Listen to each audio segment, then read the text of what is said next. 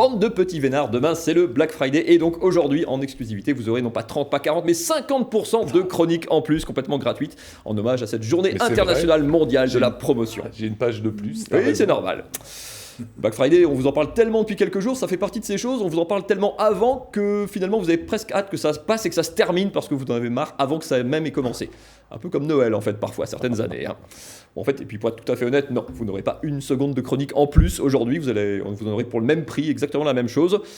Un peu comme les promos demain, enfin les soi-disant promos, vous savez, regardez cette étiquette, parfois on pense qu'on fait une bonne affaire, le prix à droite en rouge, 548 €, c'est pas cher, regardez le prix barré au-dessus, 779, moins 30%, quelle belle affaire. Sauf qu'à gauche, il y a le prix qui était l'étiquette de la veille, ça valait déjà 548 €. Donc sur cette étiquette, comme aujourd'hui, pas rien de gratuit en plus.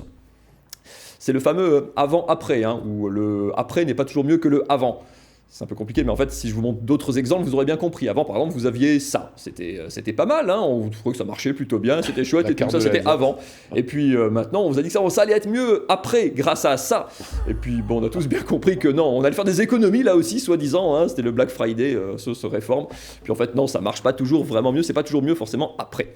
En tout cas, tout passe à l'heure du Black Friday, vous l'avez vu, même à Paris, surtout à Paris même. J'ai vu ça ce matin sur mon journal en ligne, une partie de la région parisienne plongée dans le noir. Black Friday dans le noir à cause d'un incident technique, ils sont vraiment très forts. Même la Tour Eiffel était dans le noir pendant quelques heures hier soir. Oui, alors on voit pas très bien parce que noir sur noir, fatalement, voilà.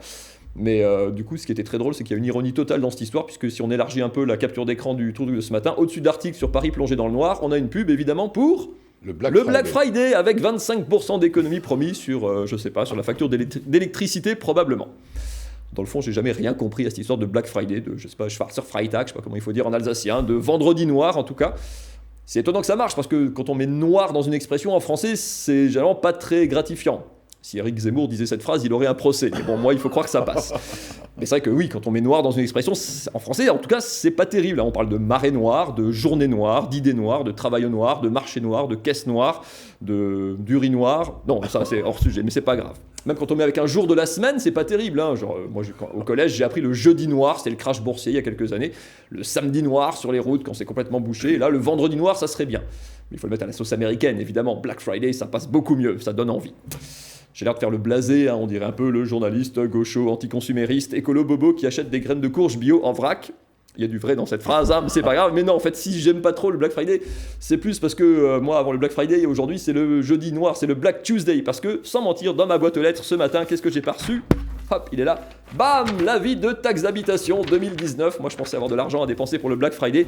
Et ben non, bam, dans ta gueule, la taxe d'habitation. La taxe qui est comme la taxe pour avoir le droit d'habiter chez toi. Merci beaucoup, c'est trop sympa. Du coup, j'ai mélangé mes feuilles, mais c'est pas grave. Fallait pas acheter. Fallait pas acheter. Non, du coup, mon pouvoir d'achat a beaucoup baissé. Et c'est vraiment dommage parce que j'avais repéré plein de super articles qui me faisaient très envie. En plus, avec des super promos. Regardez ces deux articles magnifiques. Le marteau électrique. Alors, ça, franchement, il y avait une super promo dessus. Et puis aussi le clavier pour écrire avec des hiéroglyphes. Voilà, sauf qu'avec ma taxe d'habitation, du coup, j'ai beaucoup moins de moyens, ça va être compliqué. Et le marteau électrique qu'on a vu, ça sert à quoi ?